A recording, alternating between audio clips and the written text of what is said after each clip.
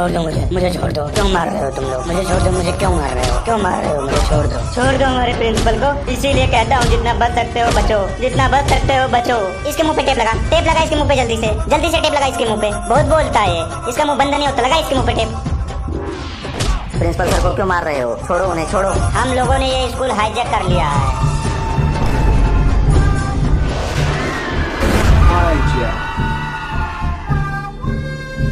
अगर किसी ने ज्यादा स्मार्ट बनने की कोशिश की ना तो पहली गोली उसी के सर पे मारूंगा। ओए प्रिंसिपल के बच्चे, तू क्या अपने आप को समझ रहा था? तू बच जाएगा हम लोगों से।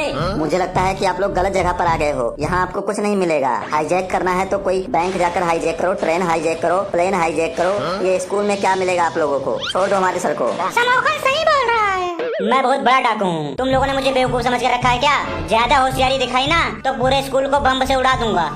यार मैं आज स्कूल नहीं आता, क्या होगा हमारे स्कूल का यार? कुछ नहीं होगा, बचाना पड़ेगा।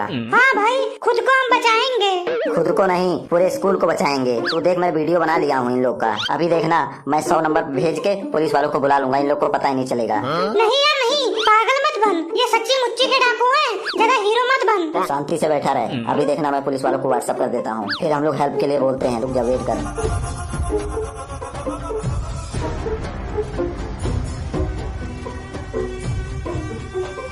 अगर किसी की भी आवाज आई तो तुरंत गोली मार दूंगा उसको। चलो अपने घर का नंबर बता नंबर। 003 7 7 11 15 7 11 15। हेलो हाँ जी, कौन? हेलो हाँ जी, छोड़ो। मैंने तुम्हारे पति को स्कूल के अंदर किडनैप करके रखा है। अगर उन्हें बचाना चाहती हो तो चुपचाप फिरौती के 10 करोड़ रुपए लेकर स्कूल में चुपचाप चली जाओ और पुलिस को खबर नहीं देना, नहीं तो तुम्हारा पति तुम्हें टुकड़ों में मिलेगा, टुकड़ों में। पूरे स्कूल में मैंने बम लगा के रखा है, धज्जियां उड़ा दूंगा, धज्जियां। इसलिए शांति से आके पैसे देके चले जाओ। ये आप लोग बहुत गलत कर रहे हो, बहुत ज्यादा गलत कर रहे हो। बच्चों पर कम से कम रहम खाओ। चुप। अगर ज्यादा बोलेगा ना तो पहली गोली तेरे ही सर पे मारूंगा। प्लीज मुझे छोड़ दीजिए, मेरे को बहुत तेज से भूख लगा है। मेरे को घर जाने दीजिए, प्लीज छोड़ दीजिए। आपकी महान कृपा होगी, भगवान आपका भला करेंगे। मेरे को छोड़ दो, मेरे को जाने दो। चुप करके शांति से बैठ जा। अगर एक भी शब्द निकाला ना मुंह से तो गोली मार दूंगा अभी तुझे। समोखन यार, मेरे को बहुत डर लग रहा है यार, बहुत ज्यादा डर लग रहा है। इन लोगों का गन तो देख यार। प्लीज यार भाग चलते हैं, किसी तरह हम लोग भाग चलते हैं यार। पागल है क्या तू? हम इतने भी डरपोक नहीं हैं कि अपने दोस्तों को मुश्किल में छोड़कर हम भाग जाएं। ओए टोपी, खड़ा हो जा। खड़ा हो, बहरा है क्या? सुनाई नहीं दे रहा तेरे को? खड़ा हो, जल्दी से खड़ा हो। मत मारिए मेरे दोस्त को, इसे छोड़ दीजिए, प्लीज छोड़ दीजिए। इसके बदले मुझे गोली मार दीजिए, लेकिन इसे छोड़ दीजिए। तू भी खड़ा हो जा रे, इसके साथ वाले तू भी खड़ा हो जा। खड़ा हो। अब मैं पहली गोली चलाने जा रहा हूँ। तुम दोनों ये बताओ कि इन दोनों टीचरों में सबसे पहले गोली किसको मारूं? कौन बच्चों को ज्यादा परेशान करता है? कोई नहीं जी, कोई नहीं। दोनों टीचर बहुत अच्छे आदमी हैं, बहुत अच्छा पढ़ाते हैं दोनों। झूठ मत बोलो, कोई ना कोई तो होगा। बताओ किसको दूर कर दूं तुम्हारी जिंदगी से हमेशा के लिए? जिसे तुम लोग तंग हो चुके हो, बताओ, तुम्हारी परेशानी दूर कर देता हूँ। नहीं, हमारे दोनों टीचर ये बहुत अच्छे हैं, कभी परेशान नहीं करते हैं, बहुत अच्छी तरीके से पढ़ाते भी हैं, बहुत प्यार करते हैं हम लोगों से। अब टीचर तुम बताओ, इन दोनों में से या पूरी क्लास में से कौन बच्चा आप लोगों को परेशान करता है? बताओ, उसका नाम बताओ। पूरी क्लास के बच्चे बहुत अच्छे हैं, बहुत मन लगा के पढ़ाई करते हैं, बहुत मेहनती हैं और कभी भी शरारत नहीं करते हैं। ये तो तू झूठ बोल रहा है, सरासर झूठ बोल रहा है। पहली बार मैंने देखा है किसी टीचर को जो बता रहा है कि पूरी क्लास के बच्चे अच्छे हैं। बहुत ही अच्छा स्कूल है ये, टीचर भी खुश और बच्चे भी खुश। ऐसा स्कूल तो मैं पहली बार देख रहा हूँ। मैं माफी चाहूंगा, लेकिन एक बात तो मुझे बता दीजिए, आप लोगों को मेरे से क्या दुश्मनी है? मेरे स्कूल से क्या प्रॉब्लम है? आप लोगों को बता दीजिए, हमने आपका क्या बिगाड़ा है? ऐसा हमने क्या कर दिया बताओ? इस स्कूल से मुझे पर्सनल दुश्मनी है। कभी इसी स्कूल में और इन्हीं बेंच पर बैठ के मैं पढ़ा करता था। मैं भी यही पढ़ता था। मेरे पिताजी बहुत गरीब इंसान थे। मेरे भी। वो मेरे स्कूल की फीस नहीं दे पा रहे थे। मेरे भी पापा स्कूल की फीस नहीं दे पा रहे थे। फिर इस प्रिंसिपल के बच्चे ने फीस ना देने के कारण मेरे को 10वीं का पेपर नहीं देने दिया, जिस कारण मैं फेल हो गया और मैं एक प्रोफेशनल डाकू बन गया। आप लोगों के पास फीस देने के पैसे नहीं थे तो आप लोगों को प्रिंसिपल के पास फीस माफी की अर्जी दे देनी चाहिए थी। प्रिंसिपल सर फीस माफ कर देते। मैंने बहुत सारे एप्लीकेशन, बहुत सारी अर्जी फीस माफ करने के लिए इस प्रिंसिपल को लिखा, पर इस प्रिंसिपल ने एक पर भी साइन नहीं किया। ये 10वीं पास नहीं कर पाया और मैं BA तक पढ़ाई किया हूँ। BA पास होने के बाद मैं नौकरी लेने के लिए कंपनी में गया। कंपनी वालों ने मुझे धक्के मारे। दुकान पे काम किया तो उन्होंने मुझे चोरी का इल्जाम लगा के दुकान से धक्के मारे। खुद का बिजनेस स्टार्ट किया मोहल्ले में मुर्गा काटने के लिए, तो मोहल्ले वालों ने धक्के मारे। कुछ दिन घर पे पड़ा रहा, कुछ न किया तो घर वालों ने धक्के मारे। अब मैं भी धक्का खाना छोड़ दिया, रिश्ते और रिश्तेदारों को छोड़ दिया, मिल गया इनके साथ और बन गया डाकू। अब मोहल्ला, वो शहर, वो कोना छोड़ दिया। मुझे तो ये नहीं समझ में आ रहा है, जब आप कहीं नौकरी लेने जाते थे तब वो लोग मना क्यों नहीं करते थे, धक्के क्यों मारते थे? इसको गोली मार, इस गंजे को गोली मार, गंजे को गोली। बोल रहा हूँ ना कि तुम लोग शांति से बैठे रहो। शांति से नहीं बैठा जाता तुम लोगों को। अब तेरी आवाज नहीं आनी चाहिए, शांति से बैठा रहना। ये पैसे लेकर इसकी बीवी अभी तक क्यों नहीं आई? कितना टाइम लगेगा? दोबारा फोन मिला के देखता हूँ। हेलो, क्या हुआ? अभी तक पैसे तैयार नहीं हुए? क्यों नहीं पहुँची स्कूल अभी तक तुम? ला रही हूँ जी, ला रही हूँ। मैं रास्ते में हूँ, आ रही हूँ। उनको कुछ मत करना, ला रही हूँ पैसे। आप ऐसा गलत काम मत करो, आपकी भी माँ बहन होंगी। डाकुओं की कोई माँ बहन नहीं होती, लोग वैसे ही उनकी माँ बहन करते रहते हैं।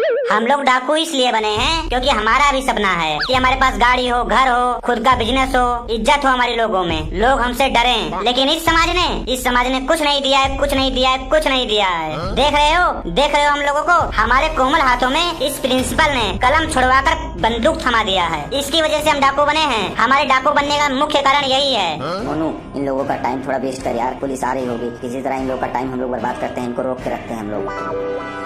उस बेचारे को क्या हुआ है? वो चुपचाप खड़ा है उधर साइड में। उसको क्या हुआ था? वो कैसे डाकू बना? इसके घर में कमाने वाले सिर्फ इसके पापा थे और ये घर में बैठकर मुफ्त की रोटियां तोड़ता रहता था। और जब इसके पापा नहीं रहे तो हमने इसको अपने ग्रुप में शामिल कर लिया ताकि ये भी 2-4 पैसा कमा सके, अपना गुजारा कर सके।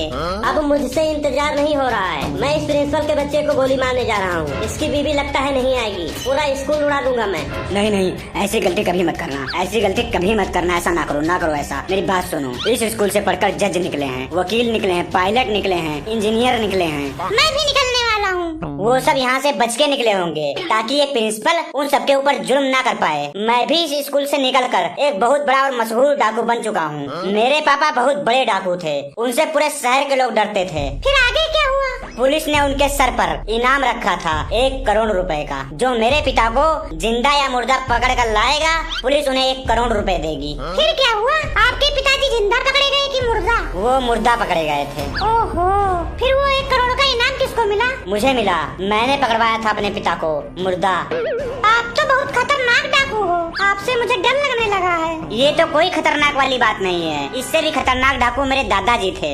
मतलब आपसे भी खतरनाक आपके दादाजी थे? उनके बारे में भी थोड़ा बता दीजिए हम लोगों को। उनके भी चरित्र पर प्रकाश डालिए, पता नहीं एग्जाम में आ जाए। जब मेरे दादाजी डाका डालने किसी के घर जाते थे ना, तो उसके घर पे 4-5 दिन पहले ही चिट्ठी भेज देते थे कि मैं 4 तारीख को रात को 1 बजे तुम्हारे घर चोरी करने आऊंगा, आपका अपना जग्गा डाकू। जब चिट्ठी मिलती थी तो पूरे गांव वालों को पता चल जाता था कि किस दिन डाकू आएंगे। नियम और वसूल के इतने बड़े पक्के थे ना कि जिनके नाम की चिट्ठी होती थी केवल उन्हीं के घर में डाका डालते थे। आपके दादा का हेल्प कौन करता था डाका डालने में? कितने लोगों का ग्रुप था आपके दादाजी का?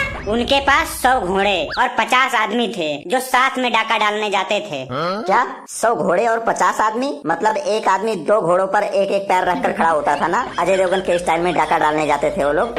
ओ टोपी, ज्यादा दिमाग मत लगा तू। शिफ्ट में चोरी होती थी। कहने का मतलब एक रात में 2 चोरी। एक बार पहले 50 घोड़े, उसके बाद दूसरे 50 घोड़े, क्योंकि घोड़े थक जाते थे ना। मतलब खतरनाक वाले डाकू थे। कभी पकड़े नहीं गए पुलिस के हाथों? डाकू थे लेकिन दिल के बहुत अच्छे इंसान थे मेरे दादाजी। एक बार मेरे दादाजी ने एक गांव में चिट्ठी डाली कि 15 तारीख को रात को 2 बजे डाका डालने आएंगे, आपका अपना जग्गा डाकू। फिर उधर से चिट्ठी आई उनके घर से। उसमें लिखा था कि हमारे घर लड़की की शादी है, हमारे पास दहेज देने के लिए कुछ नहीं है, यहाँ आकर अपना टाइम बर्बाद ना कीजिए। फिर मेरे दादाजी वो चिट्ठी पढ़ते पढ़ते रोने लगे और बहुत ज्यादा इमोशनल हो गए।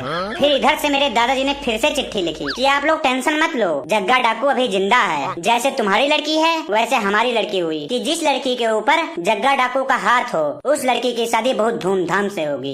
वाह, क्या बात है, कितने अच्छे डाकू थे आपके दादाजी। फिर मेरे दादाजी ने 4-5 चिट्ठी और लिखा दहेज के लिए। एक सुनार को, एक बर्तन वाले को, एक फर्नीचर वाले को, एक टेंट और पंडाल वाले को। फिर एक जगह जाकर सारा सामान इकट्ठा करके उस लड़की के घर वालों के पास पहुंचा दिए। वो काम तो बहुत अच्छा करते थे। लगता है उन्हीं से इंस्पायर होकर आपके पापा और आप डाकू बने हो। अभी आपके दादा जग्गा डाकू कहाँ हैं? उनको मेरे पापा जी ने मार दिया था। उनके सर पे 2 लाख रुपए का इनाम था।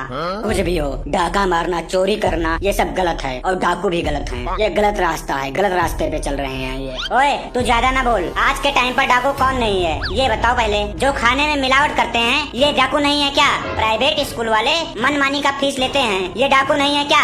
ये लोग जो बिजली का चोरी करते हैं ये लोग डाकू नहीं है क्या? गरीबों का जो हक खाते हैं ये डाकू नहीं है क्या? नहीं है डाकू।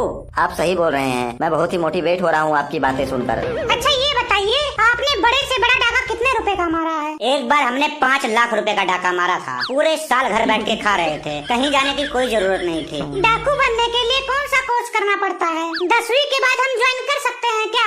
ये डाकुओं की भर्ती जून जुलाई में शुरू होती है। फॉर्म भरिए, अगर आपका रिटर्न क्लियर हो जाता है तो आपको फिजिकल टेस्ट देना होता है, जिसमें आपसे दौड़ लगवाया जाता है, रस्सी कुदाई जाती है, दीवार कूदना सिखाया जाता है, दीवार में छेद करना सिखाया जाता है, छोटे से छेद से भागना सिखाया जाता है, अंधेरे में देखने की ट्रेनिंग दी जाती है, एक जगह पर सांस रोककर घंटों तक खड़े रहने की ट्रेनिंग दी जाती है, मार खाने की ट्रेनिंग दी जाती है। एक बात नहीं समझ आ रहा है, थोड़ा सा डाउट है कहने का मतलब कि दौड़ने की ट्रेनिंग क्यों दी जाती है जब आपको घोड़े दिए जाते हैं? हाँ पता है, लेकिन जब डाका डालने जाते हैं तो घर से घोड़े तक की दूरी बहुत इम्पोर्टेंट होती है। अगर आप एक बार घोड़े तक पहुंच गए तब तो आपको कोई नहीं पकड़ सकता है। वो सब तो ठीक है, पर एक कंफ्यूजन है। डाका तो रात में मारते हैं ना, एक दूसरे को बुलाते कैसे हो? नाम लेकर तो बुला नहीं सकते हो, फिर एक दूसरे को कैसे आप लोग इशारे में बताते हो? हमारे पास कुछ सीक्रेट आवाजें होती हैं जो हमें ट्रेनिंग के दौरान सिखाई जाती हैं, जैसे कि